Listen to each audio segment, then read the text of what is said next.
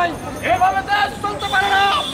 দেশের নাগরিকের অধিকার খর্ব করার এই অধিকার রায় আপনাকে বাংলাদেশের সংবিধান দেয়। মাননীয় প্রধানমন্ত্রী, আপনি কতদিন বলেন এদেশের নাগরিক সুখে আছে, স্মার্ট বাংলাদেশের কথা বলেন। কোথায় স্মার্ট বাংলাদেশ?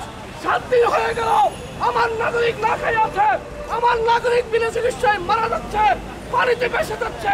এভাবে চলতে দেওয়া যায় না। আমরা এটার তীব্র নিন্দা জানাই, প্রতিবাদ জানাই।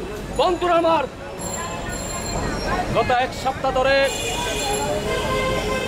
চট্টগ্রামের বুকে লক্ষ লক্ষ মানুষ আজকে প্রাণীবন্দী। ইতিপূর্বে 13 জনের নির্মম মৃত্যু হয়েছে। এই মৃত্যুর জন্য কে দায়ী? আজকে হাজার হাজার শত শত কোটি টাকার ব্যবসায়ীরা আজকে তাদের গুদামজাত, তাদের দোকানপাট আজকে পানিতে তলিয়ে গিয়েছে। এই কথা বলো না, তলিয়ে গিয়েছে। আপনাদের দৃষ্টি আকর্ষণ করতে চাই, এই চট্টগ্রাম হচ্ছে অর্থনৈতিক প্রাণের চট্টগ্রাম। এই চট্টগ্রাম হচ্ছে এই বাংলাদেশের মানচিত্রকে 87% রাজস্ব আয়ের মধ্যে 80% রাজস্ব চট্টগ্রাম থেকে যোগান দেওয়া হয়। আজকে 1 সপ্তাহ পেরিয়ে গেল, লক্ষ লক্ষ মানুষ প্রাণীবন্দী। তাদের চিকিৎসার ব্যবস্থা নাই, তাদের শুকনো খাবারের ব্যবস্থা নাই, তাদের গরু ছাগলের রক্ষণাবেক্ষণের কোনো ব্যবস্থা নাই। মানুষ অসুস্থ হয়ে পড়েছে, শিশু কিশোর অসুস্থ হয়ে পড়েছে। এক ভয়াবহ দুঃসহ জীবন যাপন করছে চট্টগ্রামবাসী। আজকে জাতীয় নেতৃবৃন্দরা এখনো পর্যন্ত চট্টগ্রামের মানুষের পাশে দাঁড়ায় নাই। সরকার এখনো পর্যন্ত এই বনবাসী, এই পানিবন্দী দুর্যোগ মোকাবেলায় এই দুর্গত মানুষের পাশে এক মুঠো খাবার নিয়ে, 1 গ্লাস পানি নিয়ে, শুকনো খাবার নিয়ে দাঁড়াই নাই। বন্ধুরা আমার, আমরা তো দেশ এই কারণে স্বাধীন করি নাই। দেশের মানুষের গণতান্ত্রিক অধিকার, মৌলিক অধিকার, বাসস্থান, শিক্ষা, সমস্ত কিছু আজকে ভুলণ্ঠিত হয়ে গেছে। এইভাবে একটি স্বাধীন বাংলাদেশ চলতে পারে না।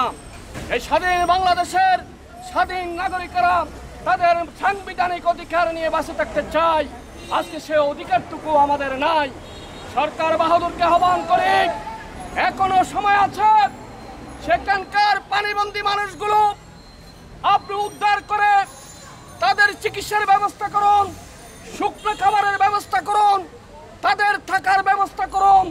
তাদের কোটি কোটি টাকার গরু ছাগল হাঁস পালন খামারগুলো আজকে পানিতে ভেসে গিয়েছে, মানুষ ভেসে গিয়েছে।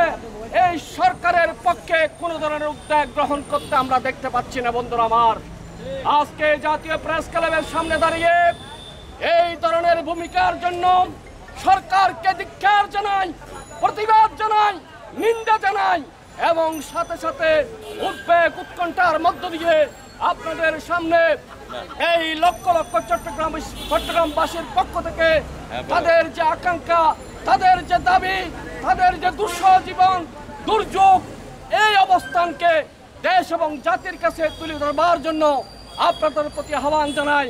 বন্ধুরা আমার, আমরা বেশি কিছু বলতে চাই না। আজকে যদি আমার বাঁচার অধিকার না থাকে, আমার পরিবার পরিজন আজকে 7 দিন যাবৎ খেতে পারে নাই, চুলা আগুন জ্বলছে না, থাকার বিছানা নাই, অথচ এই চট্টগ্রামের মানুষ বাংলাদেশের যে কোনো জায়গায় দুর্যোগ হয়েছে, দুঃসময় হয়েছে, সেখানে ছুটে গিয়েছে। লক্ষ লক্ষ কোটি কোটি টাকা তারা সাহায্য সহযোগিতা করেছে স্বাধীন বাংলাদেশের ইতিহাস। আজ চট্টগ্রামবাসী পানিবন্দী, সরকারের পক্ষ থেকে কোনো ধরনের উদ্যোগ গ্রহণ করে নাই বা দেশি বিদেশি কোনো সংস্থা উদ্যোগ গ্রহণ করে নাই।